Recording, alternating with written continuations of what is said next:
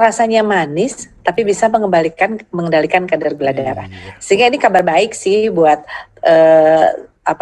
sejawat ataupun teman-teman yang diabetes, masih bisa menikmati rasa manis, tetapi selain aman juga malah bisa meningkatkan performa dari kesehatannya.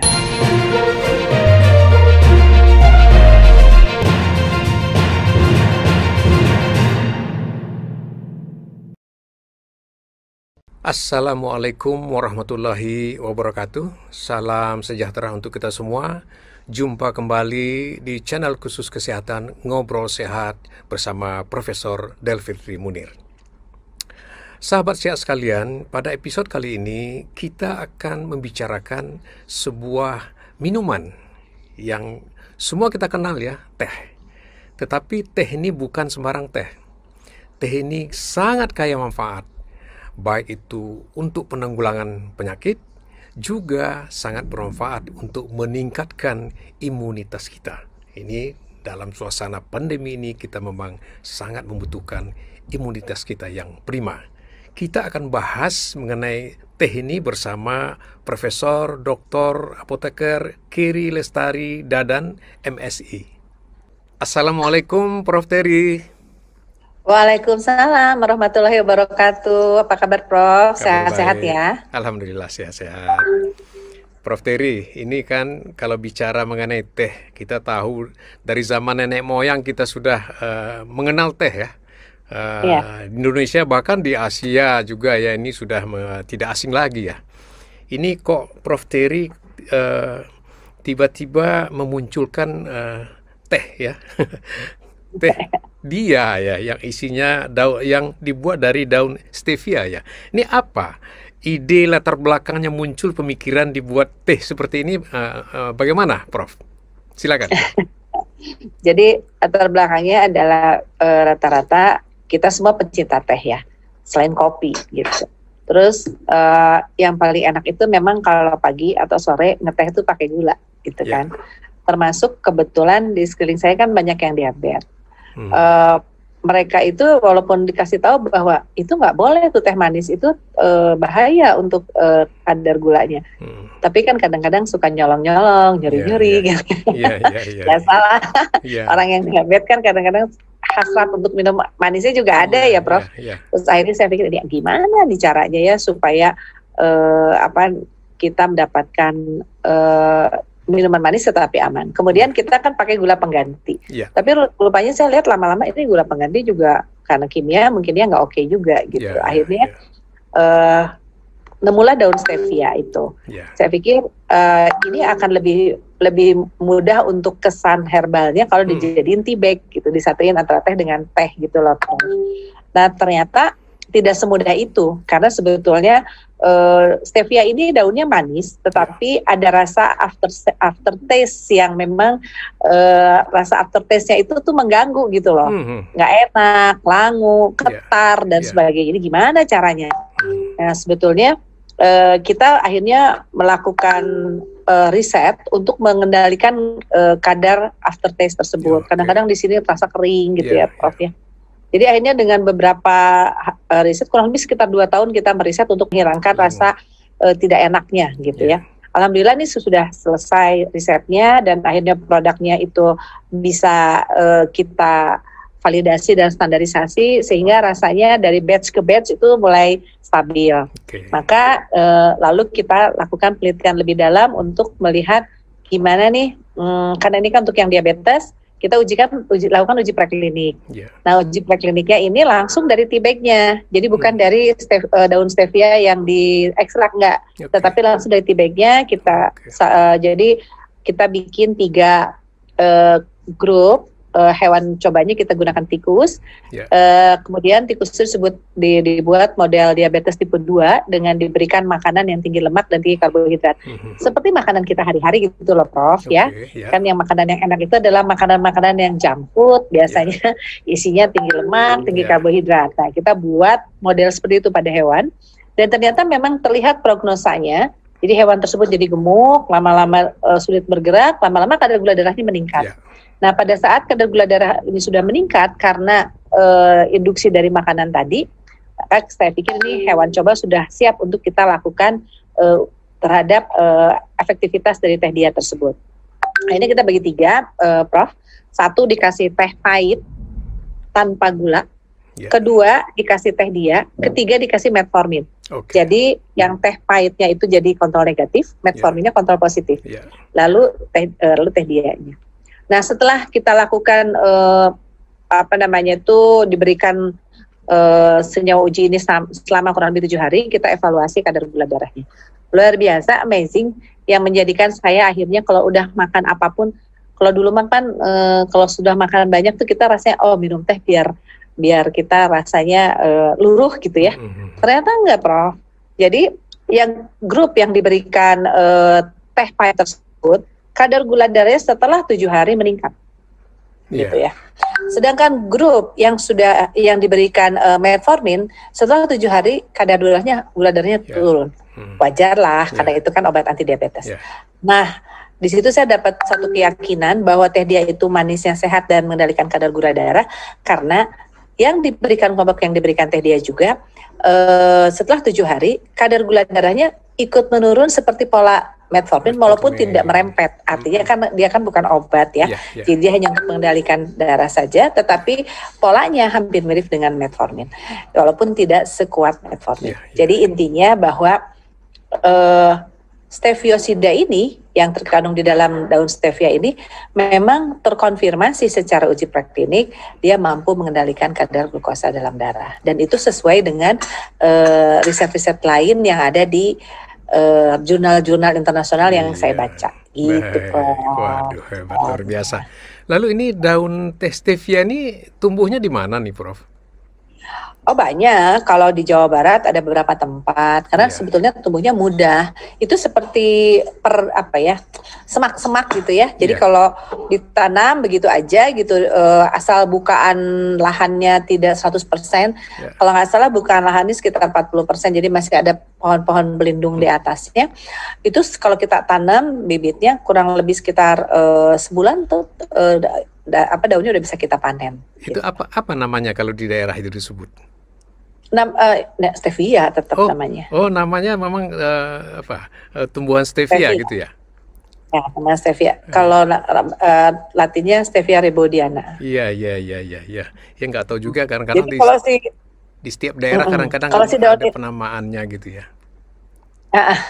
Jadi kalau si daun ini kita petik, kita makan gitu ya, emang langsung manis rasanya, Prof. Tapi udah gitu terakhirnya tuh ada rasa nggak enak di lidah, di ujung lidah, kemudian di tenggorokan.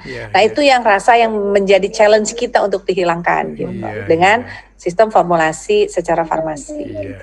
Makanya butuh waktu panjang juga ya, Prof ya. Ya, 2 tahun. Iya, 2 tahun. Nah, di samping untuk penurunkan gula darah, mungkin ada juga efek lain terhadap penyakit lain, Prof?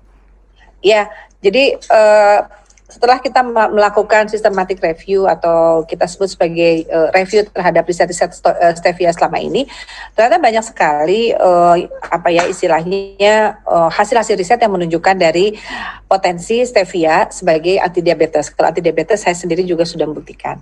Kemudian yang kedua, potensi stevia untuk meningkatkan regulasi sistem imun. Itu juga saya sudah membuktikan, apalagi dalam kondisi pandemi ini sudah dicoba langsung kepada pasien yang pasien yang terkena COVID. Kemudian yang ketiga adalah stevia untuk hipertensi. Nah, untuk hipertensi ini juga beberapa pasien hipertensi keluarga-keluarga dekat sudah merasakan hal itu. Lalu memang di dalam jurnal disampaikan juga punya efek untuk antiinflamasi yang tadi ya, sehingga dapat meningkatkan regulasi sistem imun. Kemudian punya efek anti cancer, anti obesitas, dan juga bagus terhadap mereka yang mempunyai gangguan fungsi ginjal dan fungsi hati. Jadi kalau saya lihat sih steviosida ini ya suatu bagian dari bahan alam yang menurut saya ini menunjukkan keagungan dari Allah yang Maha Kuasa gitu ya. Karena kok rasanya manis tapi bisa mengendalikan kadar gula darah. Sehingga ini kabar baik sih buat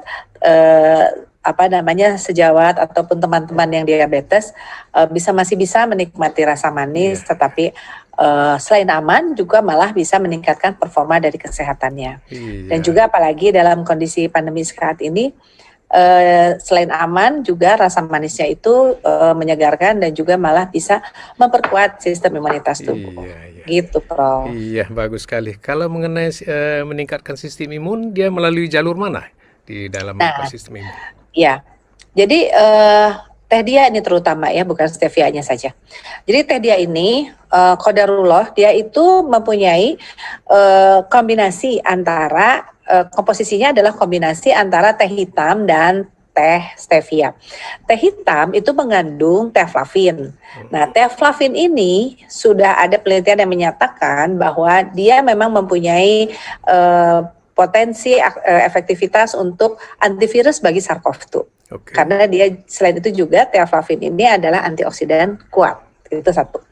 Kemudian stevianya sendiri dari teh dia ini mengandung steviosida. Nah, steviosida ini adalah sifatnya sebagai antiinflamasi. Sehingga teh dia ini adalah kombinasi antara antioksidan dan antiinflamasi yang memang saat ini sangat diperlukan untuk meningkatkan daya tahan tubuh. Kenapa? Karena regulasi daya tahan tubuh kita akan disokong oleh kondisi inflamasi dalam tubuh yang terkendali dan kondisi antioksidan dalam tubuh yang tinggi. Jadi dua-duanya ini menyokong dari performa sistem imun kita. Sementara ditambah lagi teflavin di dalam teh hitam yang ada di dalam teh dia ini juga terkonfirmasi dari riset yang dipublikasi di jurnal internasional bahwa memang mempunyai efek antivirus terhadap SARS-CoV-2 penyebab COVID-19. Jadi begitu, Prof. Jadi biasa. Itu mungkin salah satu mekanismenya kenapa kok bisa menjadi salah satu herbal untuk meningkatkan daya tahan tubuh. Di antara banyak herbal yang lain, di antara banyak sayuran dan buah-buahan lain di sekitar kita. Gitu mungkin, Prof. Jadi sambil berteh ria, kita sehat dan meningkat imunitas. Ya, ini sekarang nih zaman-zaman pandemi ini memang imunitas sangat diperlukan sekali.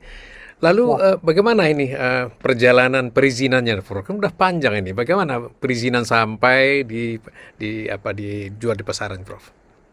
Ya, jadi seperti halnya juga teman-teman periset yang lain, perizinan ini menjadi PR tersendiri. Tapi insya Allah challenge ini kita hadapi step by step gitu ya.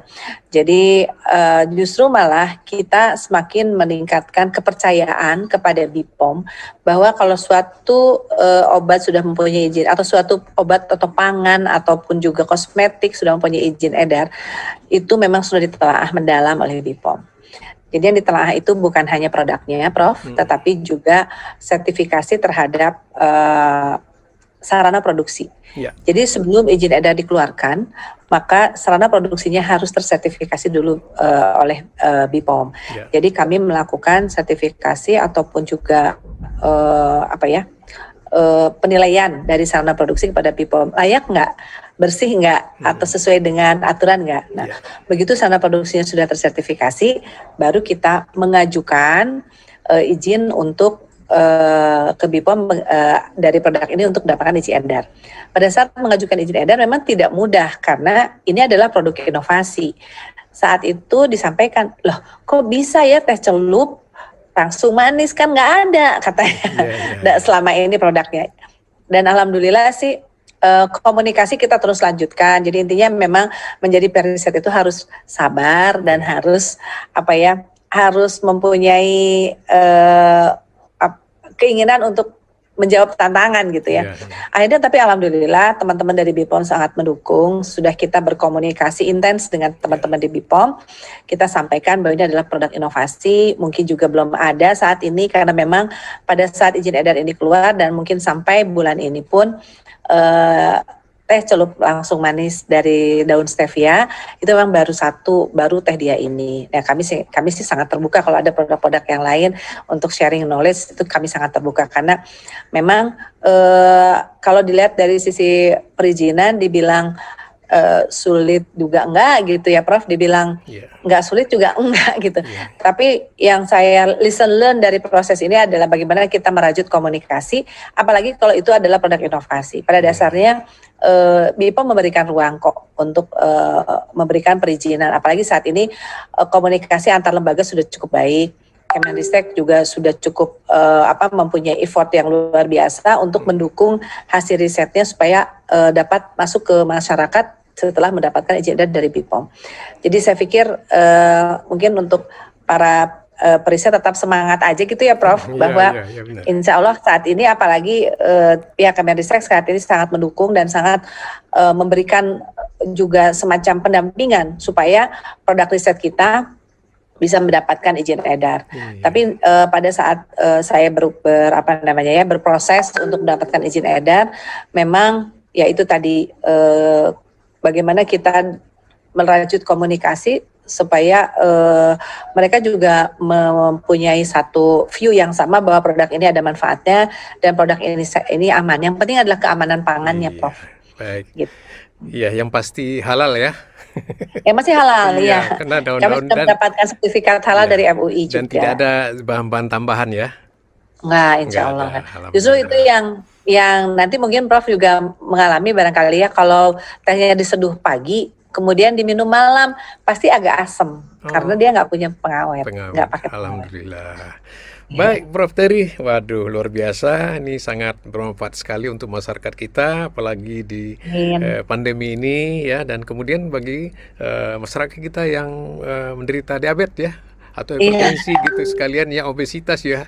Jadi sekali minum banyak yang manfaat yang bisa kita capai. Mudah-mudahan bermanfaat. Terima kasih Prof Terry atas kesempatan waktunya. Ya, salam sehat selalu ya.